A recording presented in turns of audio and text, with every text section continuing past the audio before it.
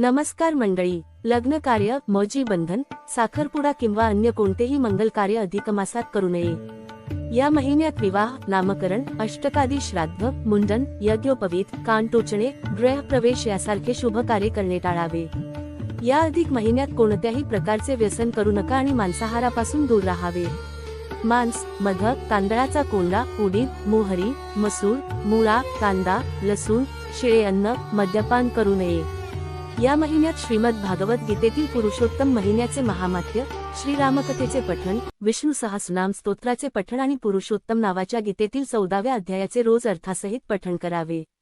या महिन्याची कथा भगवान विष्णू, भगवान नृसिंह आणि भगवान श्रीकृष्ण यांच्या अवताराशी संबंधित आहे। त्यामुळे या महिन्यात या देवांची मनोभावे पूजा करावी। ओम नमो भगवते वासुदेवाय मंत्राचा जप दररोज 108 वेळा करावा।